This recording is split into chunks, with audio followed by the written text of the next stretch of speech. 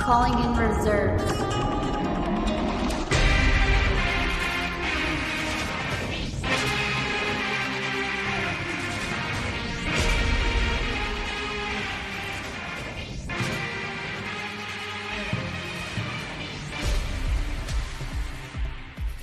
Okay, calling in reserves. Oh man, I am so lucky. I'm very blessed that I have two gentlemen with me. You guys have no idea. You're going to see. I'm going to be gushing, and I'm so excited to have you guys on. I have Vincent and Brandon, the father and son team of Winged Hussar. What's up, guys? Great, Coach. How you doing today? I am doing awesome. Now that we got everything working and all technical issues are done, I am doing great. So, how you doing, Brandon?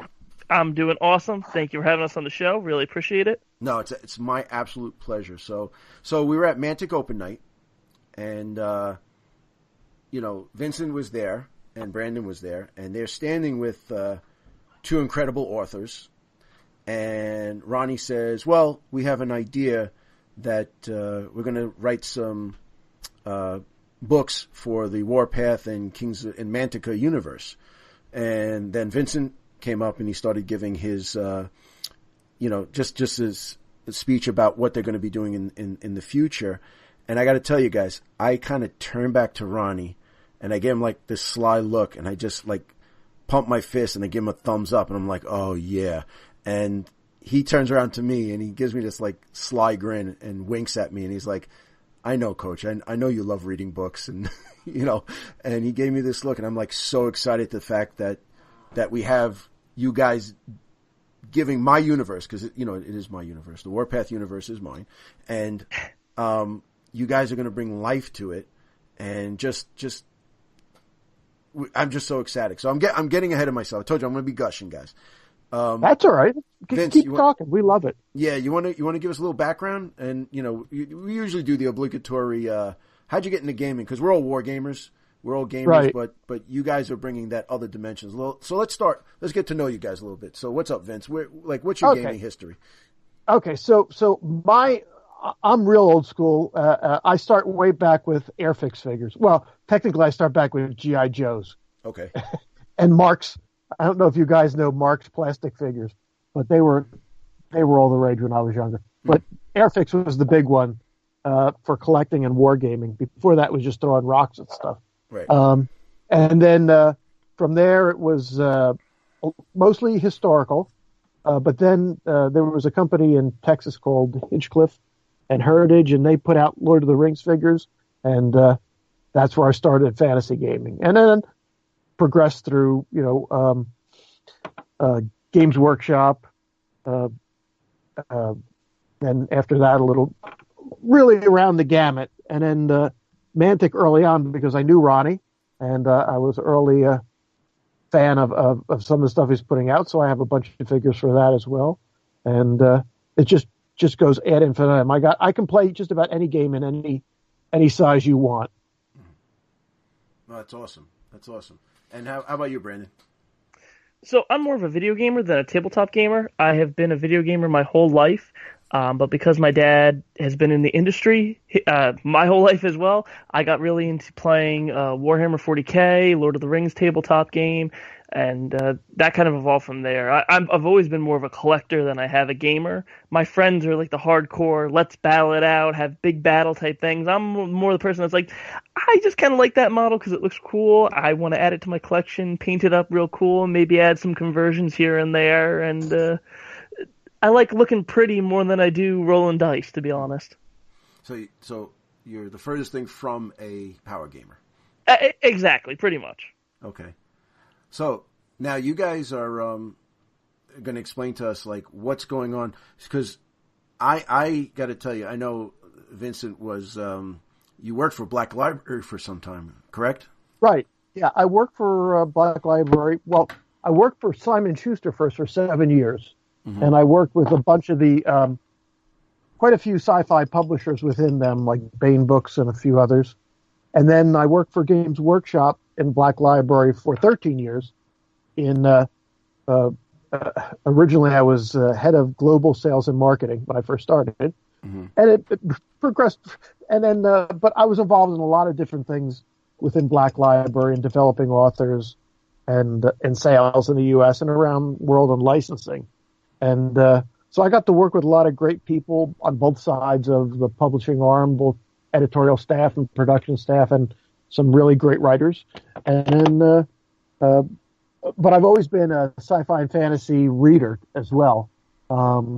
It sort of started off with actually Tolkien, and then Edgar Rice Burroughs through the John Carter of Mars stuff. I discovered him very early.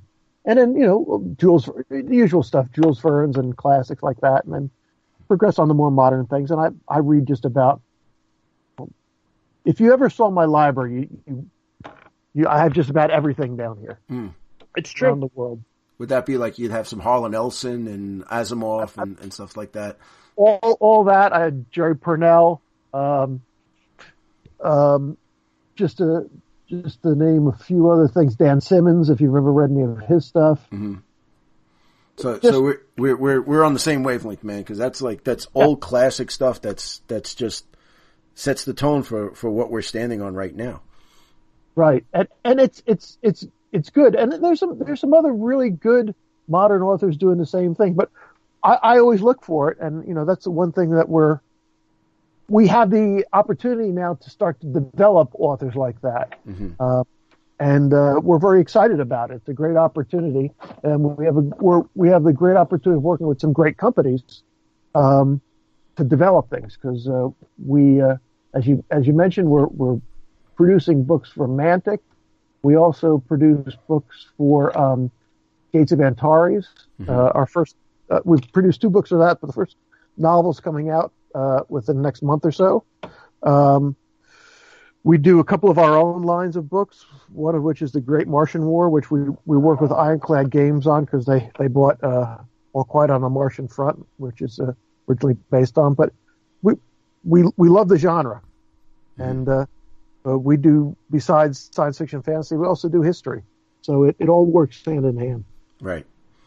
Yeah, I gotta tell you, because I know that we were discussing it before, but when I read it, the Wild West Exodus, the Jesse James Chronicles, and it just so happens that you were involved in that, and I said, wow, okay, because those 2, I read the first 2, and they were phenomenal. I mean, I totally blew me away. And you wouldn't think that, I don't know, sometimes the gaming gets a bad rap, like the Halo books and stuff like that. So, they could be hit or miss, but I got them at Adepticon, author signed it, and I read it, and I was like, wow, this is some good stuff. There's some deep stuff in here, and I really enjoyed it, and I know that, you were responsible for that. Well, one of the things that we like to do, and we've always taken this attitude, is in the past, some books that tie into games get a bad rap because they were badly written and written like it was a battle you were taking part in.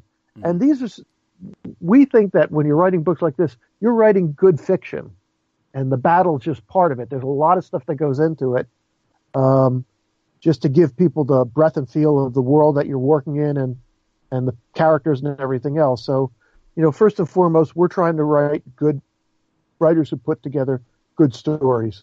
And that's what I think you'll see with just about anything we put out. Yeah, that's what we need. Because you know what? I mean, I know for myself, it seems like there's 2 types of gamers. There's a gamer who will grab some models and see, they do the power creep, grab the best models, put them on the table.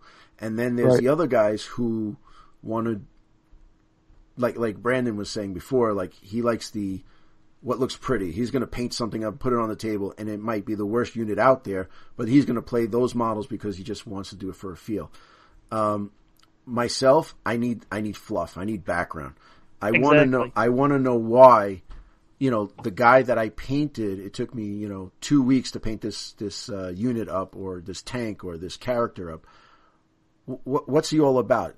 His adventures on his own, and it breathes life into it. And then when you because it's not a video game, or it's not a handheld game, it's very especially wargaming is very personal. Skirmish game, war game, anything tabletop game is very personal because you spend so much time in this, and you need the backstory. And I mean, I know I do. So now by you guys coming into this universe and giving it a life, it's like expanding the universe in and of itself. So, you know, I keep saying I'm ecstatic about it. I'm going to say it about 1,000 more times, but. You know, it just, oh my God, I had such a, you know, like that night at Mantic night when I had it, I was like electricity went through me. And then you said, you're writing Kings of War first. Okay, I'll read them. But, you know, I know there's good things to come. Well, Coach, you touched on something that I find is a very important hallmark of what we work with, is that, you know, one of the things that we try to do in writing these novels and these books is we want to help sell the miniatures as much as we do want to write good fiction. So, you know, we want to give people that information about why they're playing that specific force. So we work like with all the companies we work with, I put together a codex of information about all of the different factions and all the different units in the universe. I try to gather as much lore as we possibly can, and as we move forward with the different works, I add to those codexes. So that way we have our own Bibles of information for all of the different universes that we work in and all different factions within those universes.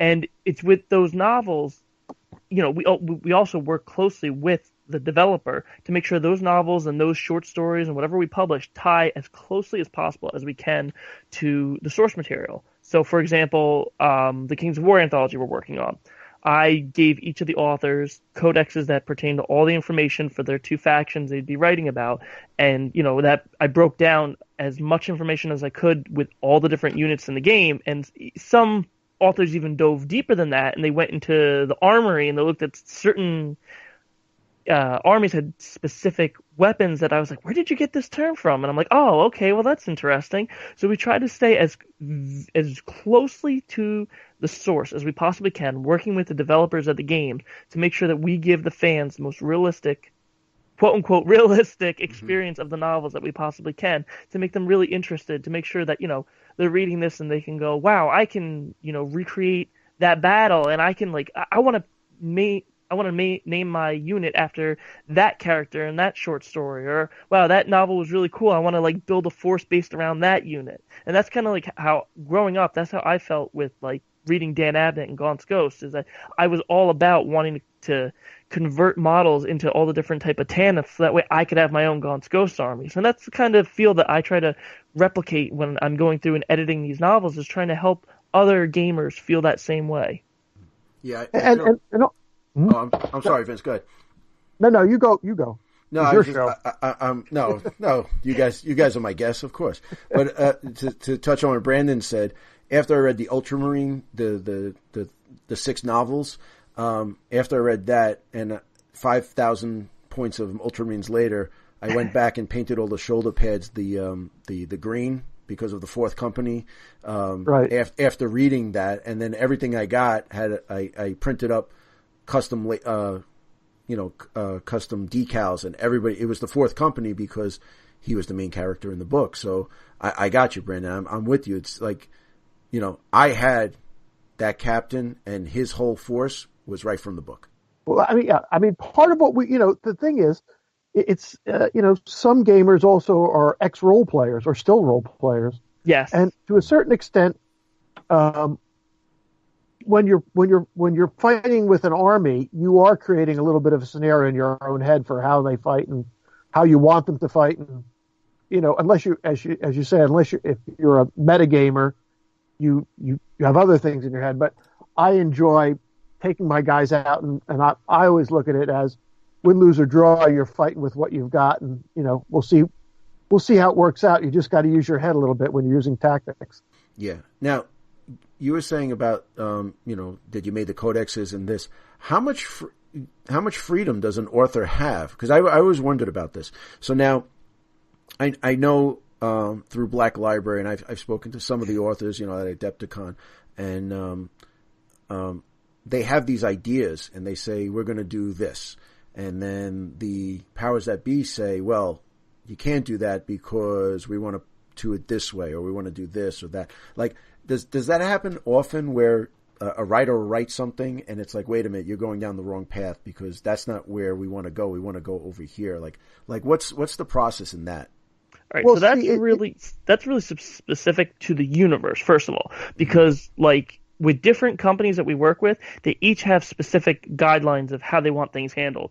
Like one company might say, well, we want most of this handled, we want most of this detailed and touched upon, but this specific category we want off limits completely. Mantic has been very open to saying almost everything that they have accessible is free game for us. I mean, I'm sure you heard Ronnie say at Mantic Night, everything that we write forward is going to be canon. And that goes again with what I said before, is we work very closely with the companies to make sure that what we publish is going to be representing their image properly. There are certain things that like we have to look at, and while for example, I might think an idea sounds good and we might roll with it, and then when it gets to Mantic or Warlord or whoever we're working with side, they might say, well, it doesn't really follow this specific way we had done it, so we want to rework it and tweak it to be like this. So generally, most of our authors all of our authors are really level-headed, smart individuals that they don't really go in real crazy directions. They mostly stick to stories that work within the universe. Our authors really do the research in making sure that, what they're coming up with works within the boundaries of the game that they're writing in. So we yet have not had any truly outlandish ideas. All the ideas that have been pitched to us have been within the confines of the universe and were workable. Certain things over the course of our working experience have had to be tweaked slightly because of the parent company saying, well, this doesn't properly represent us, or this idea we're more leaning towards this. So we get little tweaks here and there along the way. Sometimes a lot of times it happens towards the end of the process. So the parent companies don't really want to see the first beginning draft. They want to see the end result. So usually those big changes can come towards the end. But like as I'm going forward, if I feel like I have questions about things, like I'm not sure if that's going to work in this universe, I'll directly email whoever I'm working with in the company and say, hey, does this work? Does this not work? And so mostly we get everything to the confines of the universe as accurately as possible. But the thing is, for the most part, we don't go to an author and script what they're going to write. Right. But the people we work with right now, we'll pitch ideas to them and say, well, we need to do something on the Forge Fathers. What are you thinking?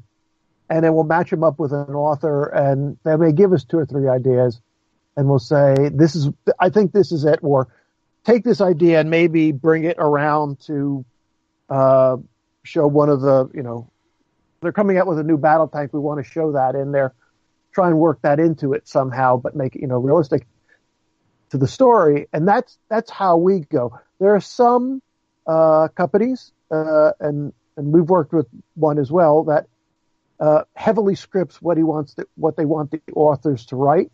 Mm-hmm. We'll give them a very detailed outline, and then they fit the story to match that. For the most part, we don't do that. We give people a lot more leeway. But even in those cases where it's heavily scripted, you still have some leeway in how to portray characters. Mm-hmm. But yeah, we try and work with them, and then we give them, as Brandon said, we give them guidance along the way, so no one goes too far out in left field on anything, at least by themselves. If they're out in left field, we're out there with them. Right. So it seems like, because I know Warhammer universe, the 40K universe, and I write a story about how the Emperor comes back to life and does this. Oh, wait a minute, that's you can't go there. Because right. they have a, I don't know if he's coming back or when he's coming back, but I think that's like, I think every fanboy in that universe has written that story. But, well, yeah, I mean, and there are certain, the whole thing about fan fiction is you can take it any way you want, but right. As far as the company's concerned, they want to keep it in certain boundaries. In other words, it's a toy box. You can play with all the components in there. But at the end of the day, everything's got to go back in more or less how you found it. Mm-hmm. The good thing, or the interesting thing about the Mantic thing, is we're not necessarily confined to that toy box. We can go out to the shelves. We maybe even go out in the hall to come up with something. We just have to let them know. It's like the days before cell phone.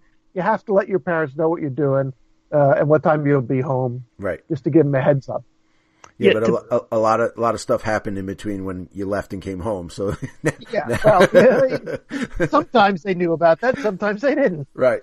Yeah, to piggyback on that idea, certain companies will say outright, like, "Oh, we have named characters in the rulebook. We don't want those characters talked about, discussed at all. Those are characters we've already established as part of our lore." Mm-hmm. Mantic has already told us, we have named characters. Please feel free to use them. We'd like to see them have a little bit more background. Mantic, Mantic is kind of pushed for us to create new heroes. They want to see new heroes, and they've given us access to their heroes. So it's a nice fresh take in the sense of we have direction to move the universe as much as we want, mm-hmm. but at the same time, while still keeping up with Mantic and saying, "Hey, this is what we're doing. Does this sound cool with you guys?" Well, I think that because it's still the Warpath universe is it's still fairly young as opposed to, say, other well-established universes. Sure. We've had a few other than in the rule books with the backstory and the fluff in the rule books. There was a First Strike novel that came out that had one of the characters, this Sergeant Rocca, and he's actually a model. He's in Warpath and soon to be in Dead Zone, and that was basically it. And then there was a bunch of short stories that were put out. That's it. So we were really clamoring for more Warpath stories, more Warpath, just more more stuff to read. That's the best way I can say it. It's something to fluff up the universe, to branch out, to give you more things to work to understand and work with. I mean, mm-hmm. and that's pretty much where we're coming from here. We're all about trying to expand what they've already got and make it broader. Well, I think it's very smart. Ronnie was trying to do it in-house, but then he finally got to the point where he's working with you guys who are in the business. And just from us talking a little bit beforehand and even now, I could see that you guys are it's almost, this is something that you do, but it's almost like a labor of love for you guys. You're enjoying what you're doing, and it seems that when you have that enjoyment and you get authors who are really behind it, you can't help but get a great product that's coming out of this. Definitely. Well, yeah, and thanks for that. But this, as I said, it is a labor of love for us. We love working in sci-fi and fantasy. We love working with these companies. I mean, the part of the reason we are working here and publishing it is because we like the people and we like the background. So it makes it much easier. It's not like we're doing it just for the heck of it.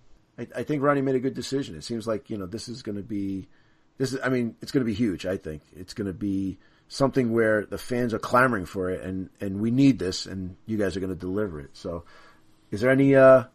What I know, unfortunately, Warpath is. We're going to wait a while, but I know that there's some stuff coming up. So you want to discuss what your plans are for the Warpath universe? I don't know if you can, what you can and can't divulge.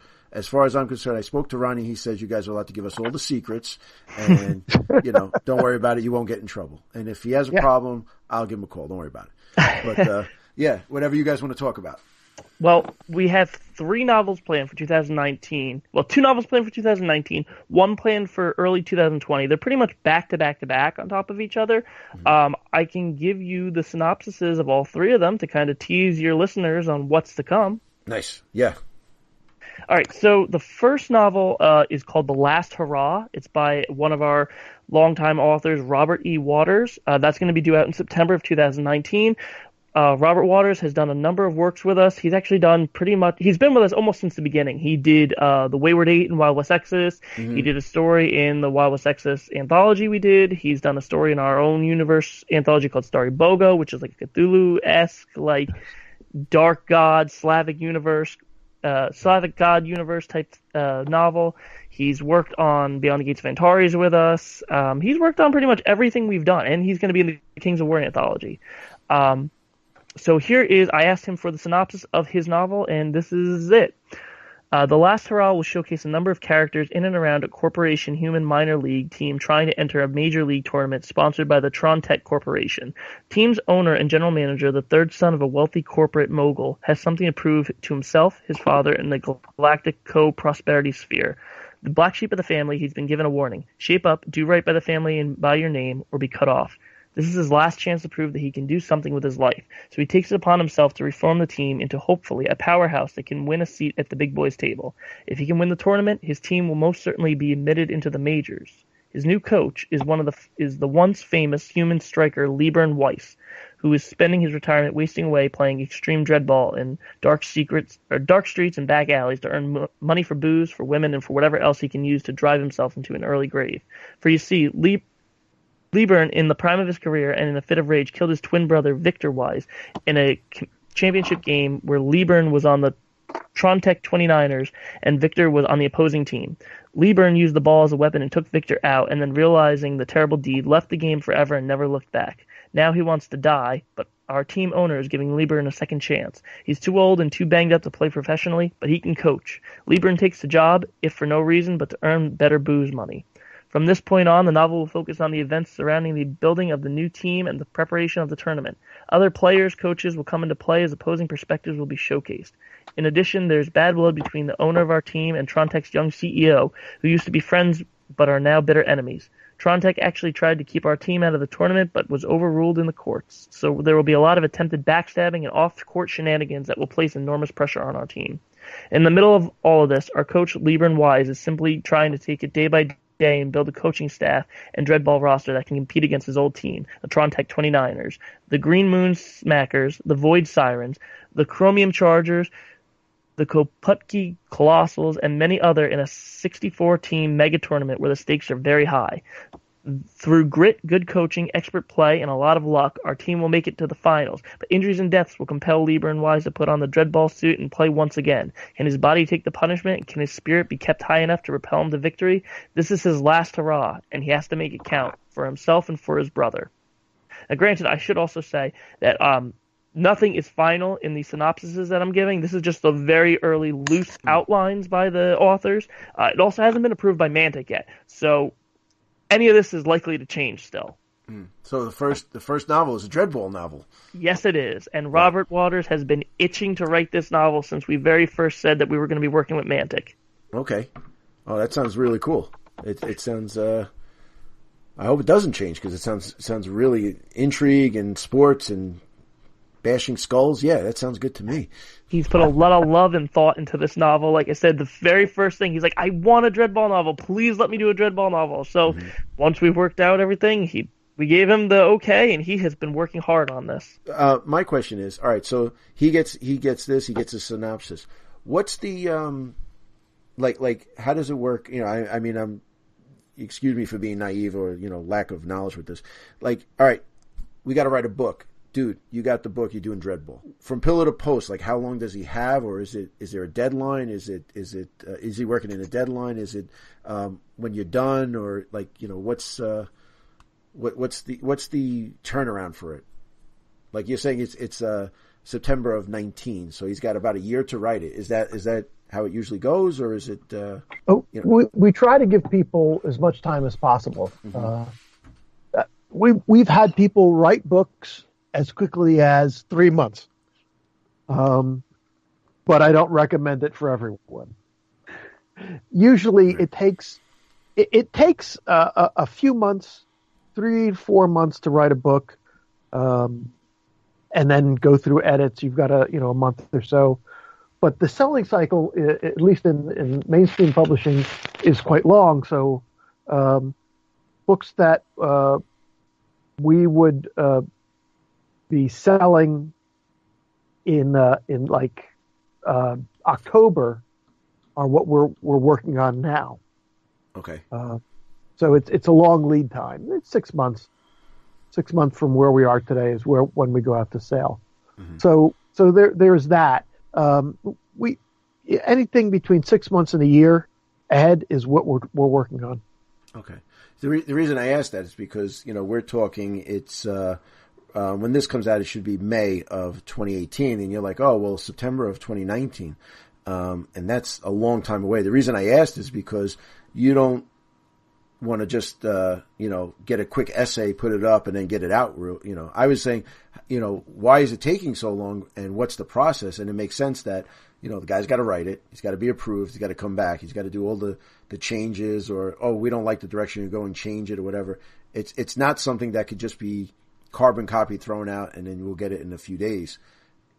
This stuff takes time. Right. Well, think of it like this. If a person's very good, they'll write 2,000 words a day, and you need at least 100,000 words to constitute a novel. Wow.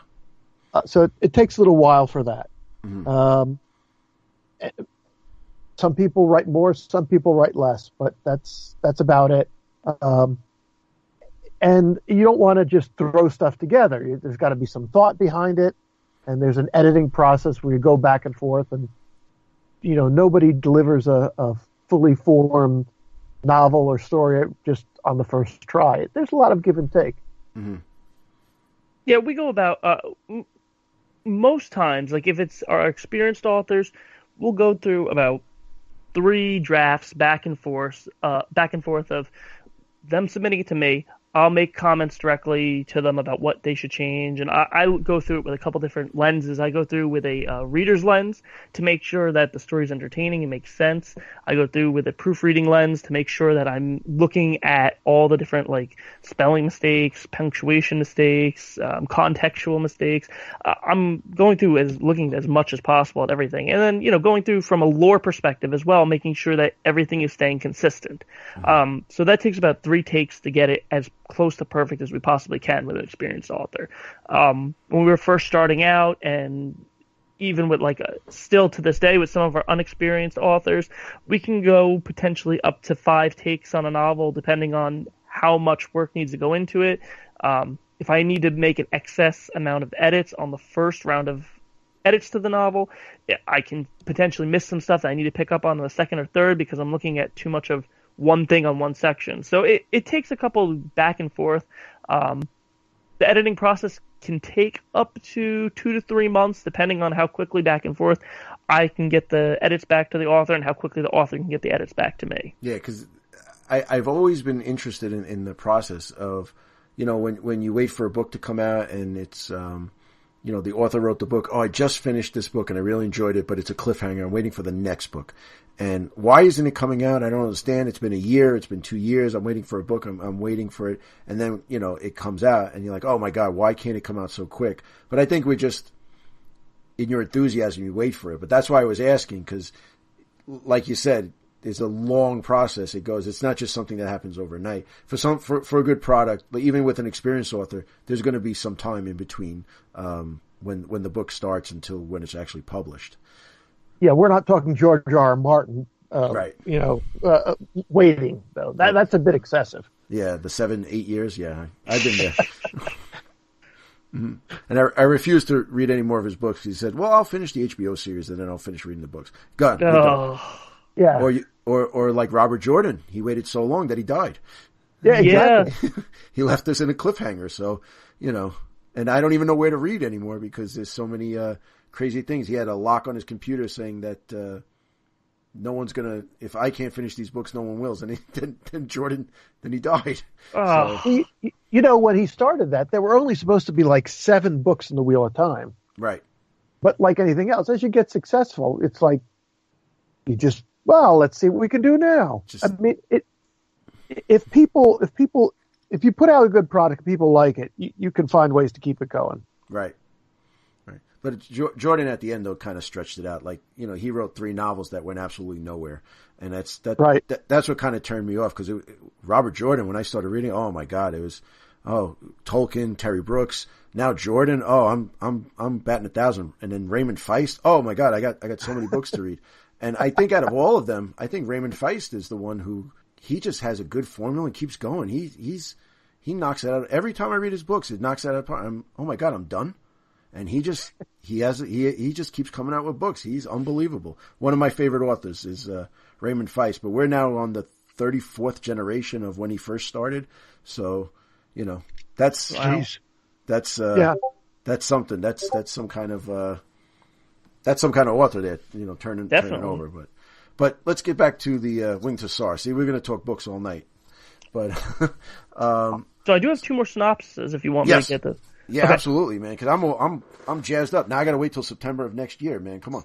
Oh, but you won't have to wait long. It's like I said, they're 3 back to back. Because okay. after September, we have the next author's novel coming out tentatively in November. A gentleman by the name of Clayton Conduff is going to be writing a novel called Luck Dragon.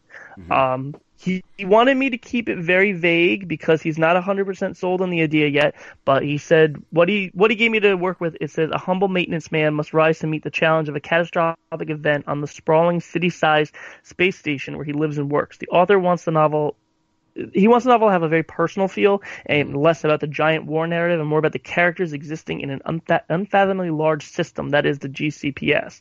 Those were his exact words. Mm-hmm. Clayton has been in this industry, been around this industry forever. He has been involved in like every miniature game you can think of, either working with the game or playing the game. He could tell you more about the people involved in all of the companies combined than I know exist. He's somebody who I didn't know existed until fate kind of stumbled us upon each other, and then he's now actually been a very big help to me and just knowing people and where to go on certain things. So his first work with us is actually going to be in the Kings of War anthology. He wrote a short story about the dwarves versus the abyssal dwarves.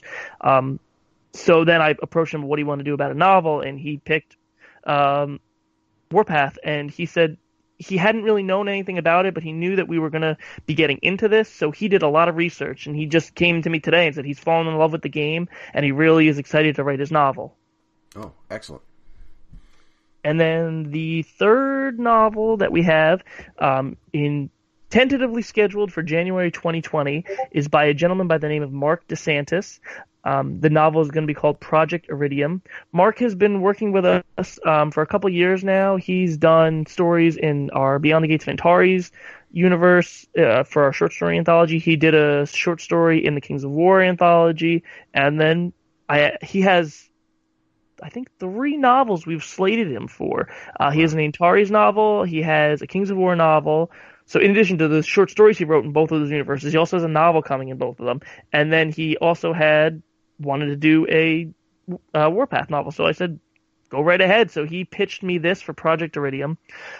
Lieutenant Ross Elbridge is a member of the GCPS's Weapon Intelligence Service branch of its military intelligence agency. His job is to investigate enemy armaments, determine their technical capabilities, and devise methods of how best to combat them.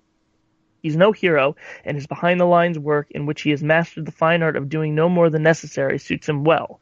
His current mission is to Echigo 4, a world city in which Forge Fathers and their enigmatic Asterian allies have battled the military forces of the GCPS to a standstill over several years of bitter urban combat. Several examples of Forge Father vehicles have been recovered in various states of damage or disrepair. Elbridge reconstructs the machines and tests them to uncover their strengths and weaknesses. Intelligence comes of a downed Asterian Spectra escort gunship that can be virtually recovered intact in a jungle region of the planet. It is an unparalleled opportunity to obtain an advanced example of Asterian technology for study, but worryingly, it is deep behind enemy lines. Elbridge is torn from his cushy rear area assignment and sent to retrieve it alongside a unit of rangers. Time is of the essence, as the GCPS High Command at Echigo 4 has decided to go forward with Operation Iridium, its long-awaited offensive in the area. The veteran rangers have little respect for the combat inexperienced and courage challenge Elbridge, and are of little assistance as he attempts to recover the gunship. Major trouble arrives in the form of an Asterian ambush, which results in the abandonment of the gunship and a hazardous trek to the jungle. It is while the GCPS survivors make their way through the jungle that they come upon 3 dormant war machines of unknown alien manufacture hidden within the dense vegetation. Each is uncrewed, but sentient, and they reawaken as fighting engendered by the GCPS offensive nears them. These war machines, codenamed Alpha, Beta, and Gamma by Elbridge, add an entirely unpredictable element to the war for Ichigo. Each unit is protected by immensely resilient shields and meters-thick armor. Their weaponry is plentiful and astonishingly powerful. When GCPS forces attack the machines, they are thrashed by disintegrator beam cannons, antimatter particulate missiles, and gravitic accelerators. The machines also demonstrate real-time matter manipulation and are able to fashion new weapons to meet unexpected challenges. They are several orders of magnitude more sophisticated than anything to be found in arsenals of the major factors of the Warpath universe. The Forge Fathers and Asterians have no control over the actions of the war machines, but use the devastation that they cause to launch their own counteroffensive against the now overextended GCPS armies. One army is surrounded and trapped inside one of the meager colleges that covers much of the planetary surface. In the dramatic conclusion of the story, Elbridge must be an unwilling hero and make common cause with an Asterian scientist to come up with a means of stopping the war machines before they destroy the escaping remnants of the GCPS army on Echigo 4. Asterians, Forge Fathers, and GCPS. Oh my God, I almost fainted. Yes. That sounds great too. Oh my God. All right, so that's coming boom, boom, boom, one right after the other, huh? Yes, and then so after that, starting in 2020, we haven't quite developed the schedule yet, so that's open. So we could be having a lot more fun stuff coming out for Warpath, Kings of War, Dreadball. Everything is in the works right now. I would expect that you're going to see a novel every other month by that time. Really? Don't Vincent, don't tease me. Well, that's the game plan. Okay, yeah. No, that sounds awesome. I listen. Out of all three books, they all sound wonderful. I mean, the last one though, has a lot of sounds like there's going to be a lot of fighting going on, and that's always good. The middle book with the character development, and then the Dreadball book is basically a sports and space book. Going right into the universe. All I'm thinking is, as you guys are, Brandon, as you were reading that, I'm thinking about how am I gonna play that in my game? Like exactly. You just mentioned a bunch of the rifles and different missiles and sentient war machines, and all right. So how am I going to play that in when I play Firefighter, or how am I going to use that in Dead Zone? So, just by the synopsis, I want to play more games. Oh, yeah, exactly. And that's the intent, is that, you read this and you just get excited because it's like, wow, that just seems really cool. It doesn't matter if you know the universe or not. You just look at that and go, I really think that concept sounds really neat. I'd really like to see what that looks like. And then we can say, well, conveniently, there's tabletop miniatures that go with it that you can collect and reenact that. Right. Now, is there a, like, let's say you work with a company and they go, okay, we need you to write a story about this because we're coming out with this line. So make it sexy, and we can sell a lot of models. Do you guys? Is it like you're stuck doing that, or is that something you enjoy, or has that ever happened? Well, I mean, it's to a certain extent, you have to know what people have coming out. Mm-hmm. In fact, we want to know if they've got new stuff coming out, so we can fit it in there. What we don't want to do is have a story about someone who's out in the desert and suddenly an Eskimo shows up. Right. Because it doesn't work. Doesn't work. So we want to try and understand what's coming out so we can help the companies feature that. And, people want to read about new stuff as well. But everything's got to fit with what what we're working on. Okay. So everything kind of works synergistically, right?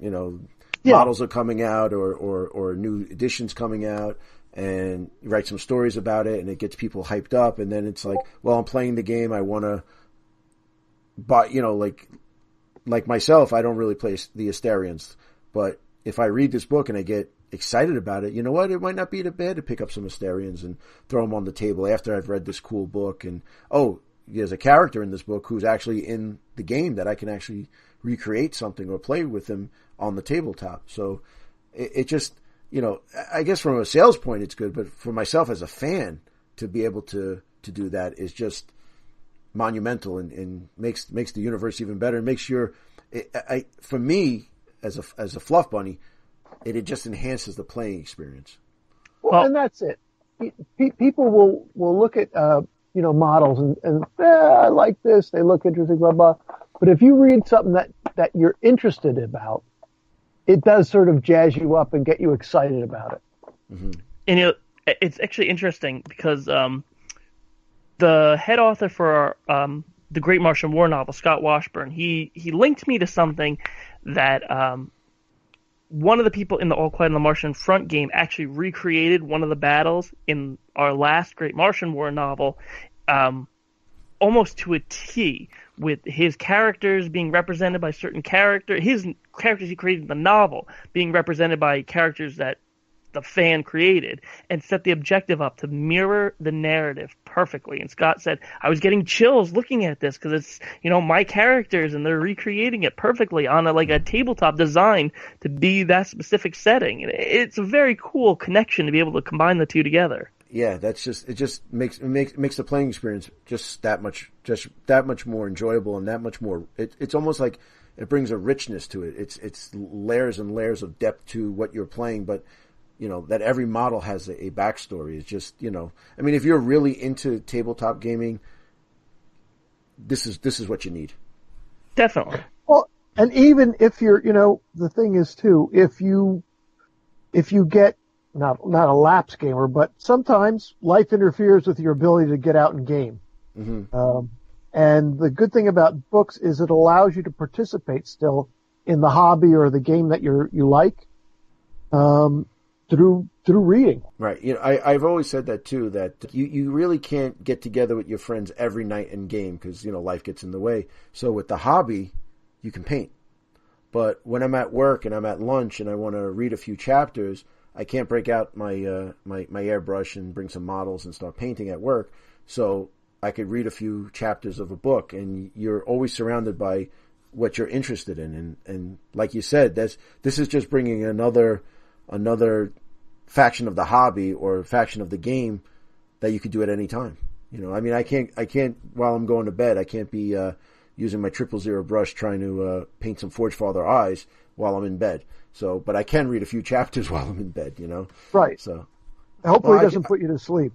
Yeah. Well, you read a few chapters and then you go off to sleep with visions of Brockers and Forge Fathers in your head. So it sounds like a good night to me. I don't know. My wife would probably kick me out if I was painting in bed, but I guess the reading I can get away with the reading.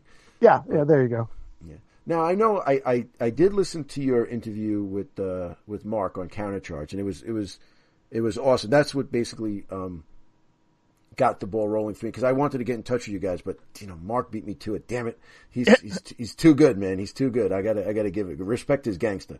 But one thing that you said, and I'm sure you guys have come across this a lot. You get a guy like me who shows up and go, guys, listen, I got an idea. All right. There's these tree guys, and they're in a bar, but then this big hairy guy comes in, and they got to take this thing, but there's a space station, and it's got a thing, and I got a book. You got to read this. Do you take that seriously? Like when a guy comes up and starts saying, "I'm a writer, and I could write some stuff." Because I know that you said that there are submissions. You guys can help people with direction and stuff. I thought that was very gracious of you guys, because you guys are in the industry, but you're looking to help a guy write a story or write a book, or just help, give some direction to something. Can you elaborate on that? Because I know you went into it a little bit when you were on Countercharge, but I was wondering about that, because I know that, I mean, I got friends, and even myself, I've tried to write some stuff, but I'm not an author. How does that work? Like, here's the thing. I mean, I think someone's probably said this once. Everyone has one great novel in them, whether they know it or not. And some people think they have more than one, and they really don't. Mm-hmm.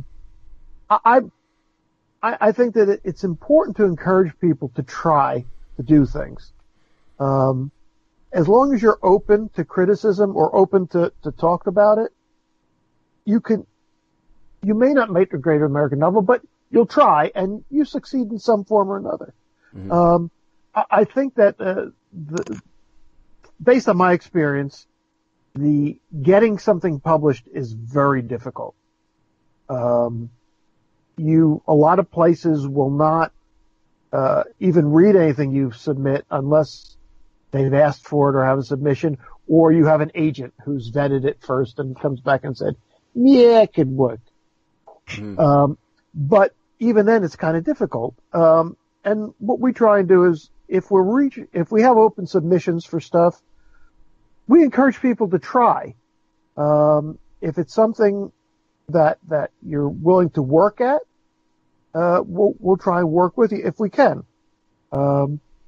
Some people get very precious about what they write, and and don't want to hear about anything you say because their mom said it was really good. And for you to argue with them. Right. But, in the end, I'm the one who's putting up the money to get it published and to do everything else. So we have to, you have to bow to what I say at some point. But we do try and help people.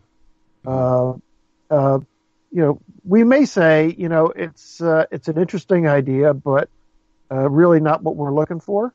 Mm-hmm. But you're willing to try and submit again or try and work at it. And if you've got the ability to write, you'll keep writing, and eventually you'll be able to do it. Right. Yeah. If you just do it once and say, these guys don't know what they're talking about. Mm-hmm. Your chances are you will not be successful. All my friends, all three of them, Johnny, Freddie, and Joe, they said this thing is great, and Vincent, he's crazy. Yeah. Well, like with a lot of the times with the short story anthologies, like with the Beyond the Gates of Antares one, that was probably the most fan submissions we've seen with our anthology, with our open submissions yet. And there was a lot of really, really great stories that didn't need a lot of work. There was a lot of stories that were workable but needed a fair amount of work. And then there was a lot of stories that they had something, but they just were not what we were looking for, or they had a great story, but it just needed too much work to be done in the time constraints that we needed. Mm-hmm. And if, I can usually tell there are certain authors that are not better, but they need less work than other authors. So when I'm going through these submissions, like I will see an author that I'm like, wow, they told a really good story.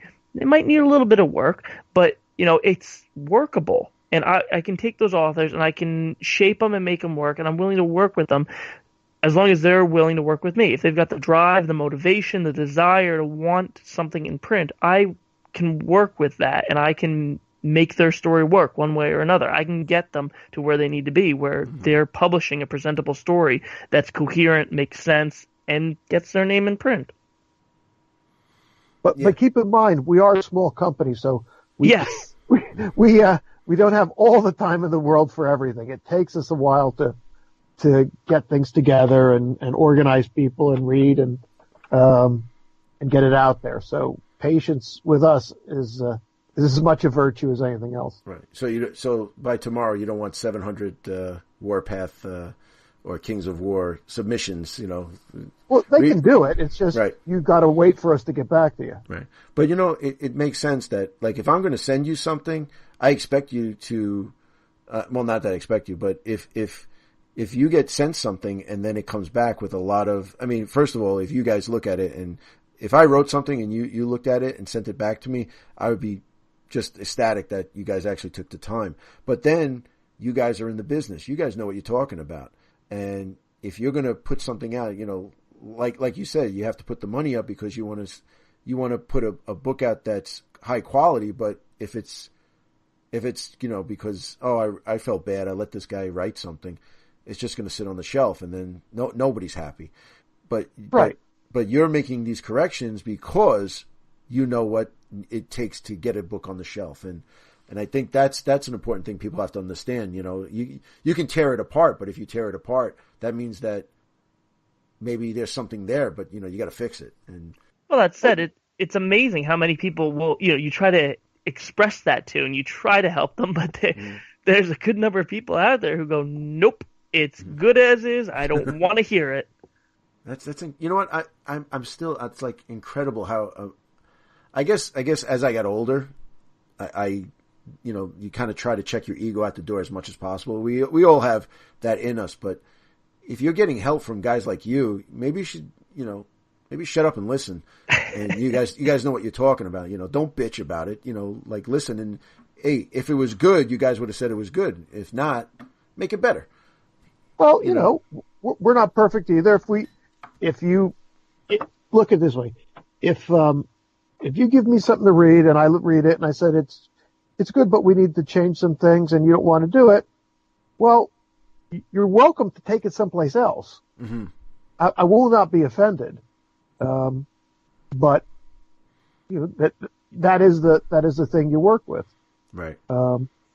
But like anything else, we try to put out good product. We try to develop authors. We try to help people along with that. It's in our best interest. We all make some money, not just get stuff up on the shelf. Right. Well, you could always put some stuff on the internet too, and people could read it that way. Yeah. But ultimately, exactly. we're representing the brand, the name of whatever company we're working with, and Right. we need to do them justice, and we need to, make sure it meets their standards. If Right, there's a right. reason for question, there usually is a good reason for it, because most of the things that we suggest to editors, to authors, the edits we suggest, a lot of them are suggestions, but then there's a lot of them that, are minor things that we ask to keep consistent with our works and keep consistent with the overarching brand that we're working with. Yeah, you guys must be you must have patience of the saints. I could just imagine dealing with. I don't know. I'm maybe drawing a parallel to writers and artists, but you always see that in the movies, this is perfect. He has no idea, like you said, Vincent. So I could just imagine those meetings. This is good, but just change two things, and the guy says he's perfect and storms out of the room and kicks the chair over on his way out, and I could just imagine that. But have you ever found anybody that maybe submitted something and wow, this guy's pretty good? Has that because I know you said you develop authors? Is that ever happened? Yes. Oh yeah, well, a lot of times. Really? Yeah. Those three authors, pretty much, that I listed for Warpath, Robert Waters came to us through a mutual contact, but Clayton and Mark DeSantis both came to us through short story anthologies. The gentleman, Mark Barber, who's publishing our first full-length Antares novel, came to us through short story submissions. Most of the authors that we have in our catalog now all came to us through short story submissions, and they never had anything published, but they had the talent and the drive and the motivation, and I said, hey, these guys are really good. Let's bring them on and continue their works. Yeah, that's incredible. Were they authors, or were they truck drivers, or were they, what I mean, English majors or something like that, or is it just that some guy has a gift and he starts typing on a keyboard and, it's magic? A lot of them have some type of experience, whether it be in creative writing, a class they took, whether they're English majors, but a lot of them they enjoy doing it and they have a talent. The gentleman who I just mentioned, Mark Barber, who wrote our first Antares novel, he's in the Royal Air Force, and he writes in his spare time. But that Antares is has some similarities to Warpath, and is a science fiction, futuristic type tabletop game. They're two completely different games with completely different elements, but I'm just saying the genre, they're similar. And he's brought that real life experience of being in the military into writing his novel, and that's really, I think, has really brought a really strong element in it. That he's shown me things that I'm just well, isn't this stereotypical for the military? He's no, that's completely wrong. That's not at all how it is. And I'm well, that's an eye-opening thing that I think will help our readers. See, that's incredible. So he's taking his creative side and putting it with the practical side of what he knows, and then it becomes a better product. Exactly. See, I find this so interesting, how an author would go through a process, or how he would get discovered. And so it just, to me, is very interesting because, like you said, everybody thinks they could just, I could do that. It's easy.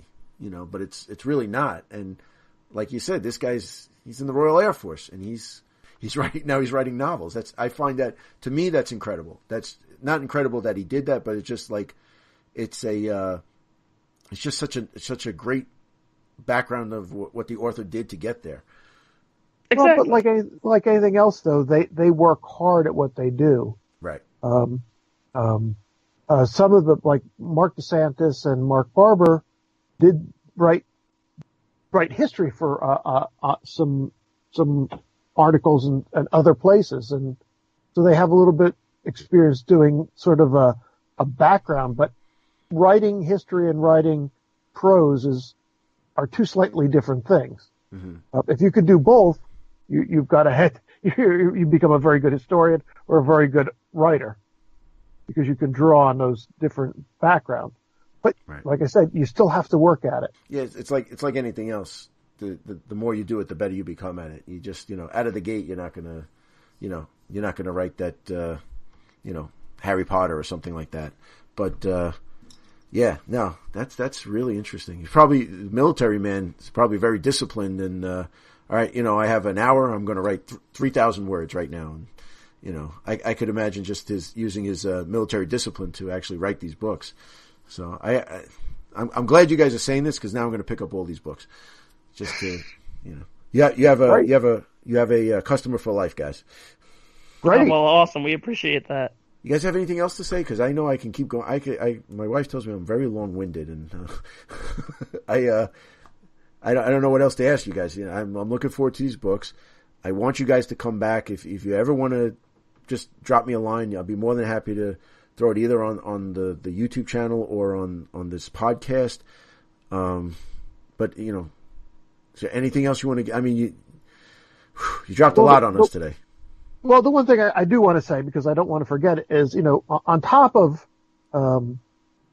the science fiction and fantasy that we do, we also have my other imprint produces books on history, and a lot of those are aimed towards gamers. So okay. We produce some hard to find books on basic histories. We also do basically a series of books on armies, where, for instance, we published a book on the Polish armies of the Napoleonic Wars, and in that there's like information on every unit, its uniforms and campaigns it fought in, and things like that. So we have a great book on the late Roman army with some original work by an artist by the name of Giuseppe Rava, who does fantastic military art. And once again, it's made for historians, but also for gamers in mind to be able to get information. And then we do books, just independent science fiction and fantasy. We even have two of our own sort of series that we've got going on in both areas. We do, as Brad said earlier, we've got a series that has sort of like a Cthulhu-esque feel to it. It involves also the Slavic gods versus Cthulhu, and then we've got another secret thing under works at the moment, which is going to be a sort of a fantasy. Well, I got to tell you, I've always been either fantasy or science fiction. And then recently, about a year ago, I started getting into there was a Test of Honor game which came out. It's a samurai game. Right. Yep. And I started looking into it. So now I went back and referenced. It was an author that lived in New York, Oscar Ratty, who wrote Secrets of the Samurai. And I started looking into that, for inspiration and stuff. But when you're doing sci-fi or you're doing fantasy, you want to have a red army, or you want to have a green army, or the wizard has a orange cloak. It's all, it's up to you. It's the world is your oyster. You can do whatever you want. But since I started looking into historical gaming, as far as tanks or the samurai and stuff, these guys are very detailed. Like, well, oh yeah, his kimono would never be green because he's from the northern part of Japan. They only wore red kimono. So, and they didn't wear the getas because the getas were more south, so the southern one. But, and I know, like, as I'm modeling too, I'd say, why does everybody have the sword that way? You only wear the sword that way when you are on horseback.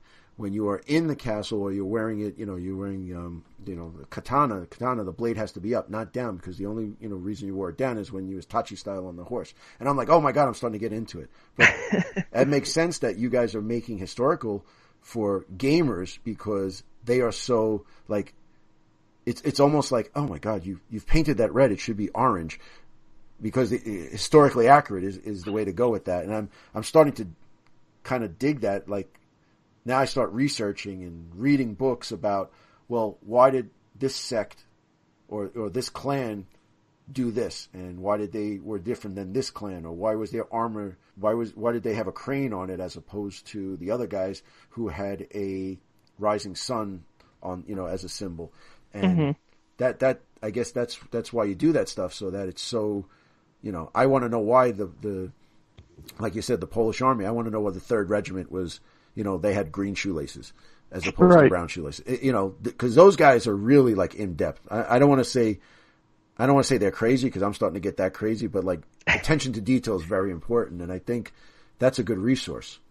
Well, and the thing is, as a gamer, I don't get down to arguing whether the 15 millimeter soldier has the right lace painted on his lapels.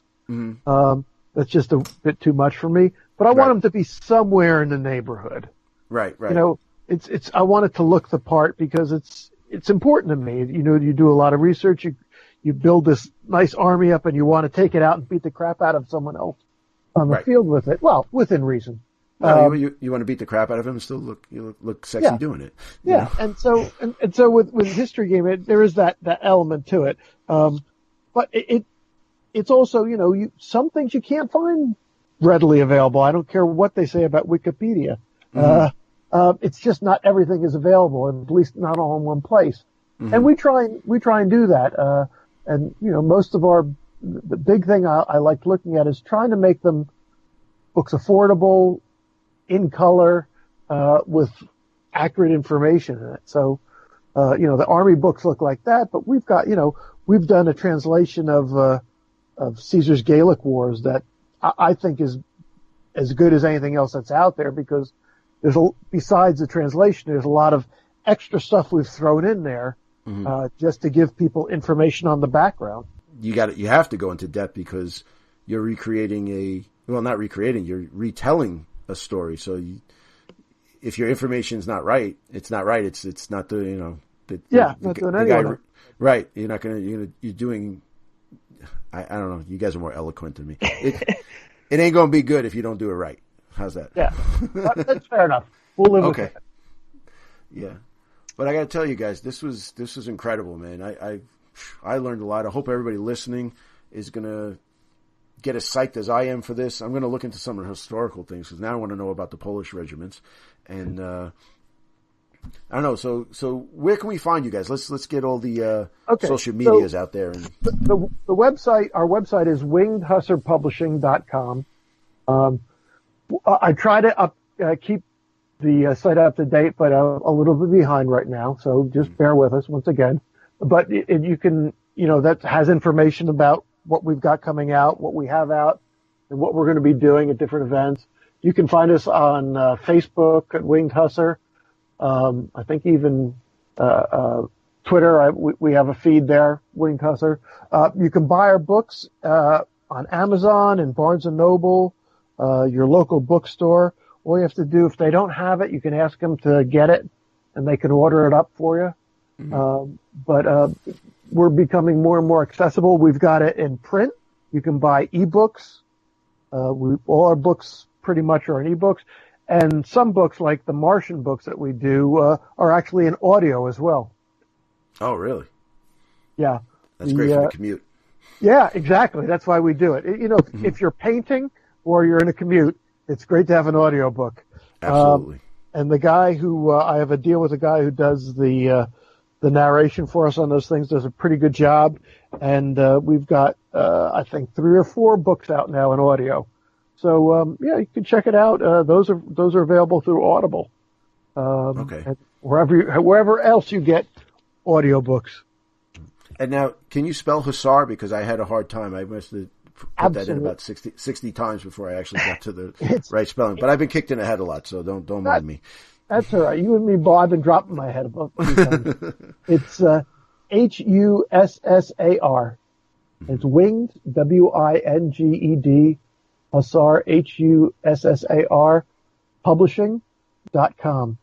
And that Winged Hussar was actually, it's named after, I was reading it a little on the site. Isn't that, he was like a lieutenant or something like that in an army?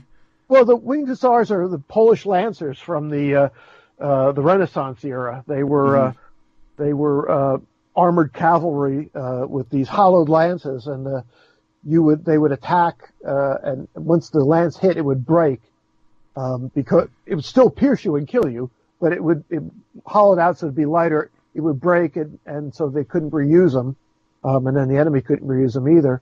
But they were famous for having these one or two like wooden battens of wings on the back of their saddles as very, very majestic looking warriors. Mm-hmm. And they were the true battle tank of the time. See, even with your name, you go in depth with it. I love it. The secret meaning behind it. I'm glad I revealed it. There you go. I'd also like to point out that we do have a Facebook group as well that you can find if you look up Winged Hussar Publishing /ZMOK, ZMOK. That's our fantasy imprint, fantasy and science fiction imprint. And the Facebook group is really good about communicating with all of our different authors and asking us questions directly. Somebody will always get back right away. And if people have interest and they want to see a Warpath short story anthology like we do with our other imprints, they can feel free to post feedback there, and we can take that into consideration and potentially have that out for fan submissions for Warpath, Dreadball, everything. So that's a good immediate if you want to interact with us directly or any of our authors directly. Somebody will always be in contact on that Facebook group. Right. Yeah, as long as we get some Forge Father novels, that'd be great. Definitely. That's what we need. More Forge Fathers, more better. Yep. Okay, good. All right, guys, this was amazing. I really appreciate you guys coming on. You have anytime you want to come on, you have an announcement, you want to just, talk or just hang out, you have a home here. I don't care what Mark Zielinski says. You can come here anytime you want. Well, Coach, we really appreciate taking the time out, and like I said, we're always happy to talk to people. We're at a lot of shows, we're all at the HMGS shows for Historicon or Fallen or Cold Wars. We're at Adepticon this past year. We try to go there every year. And we go to a couple of sci-fi conventions around. We went to PhilCon last year, and we made a few others. And feel free to stop by and talk to us. Even if you don't buy a book, we're happy to talk to people. Definitely. Absolutely. I know. I wish I would have had more time at Mantic Open night, but things got a little crazy that night. So, as it was. But now that I know you guys, I'm definitely going to come up and start talking, more books and stuff. So, you're always guys. welcome. Thank you. Listen, this was an absolute pleasure. It was my pleasure to have you guys on the show. Thanks for putting up with me, my silliness sometimes, but I appreciate you guys coming out. Hey, it was a lot of fun. Parting words? Thanks. We look forward to talking to you all again, and then look for Winged Hussar where you can. Definitely. Yes. All right, guys. I want to thank Brandon and Vincent coming out. Father and son team taking over the Warpath universe. I love it.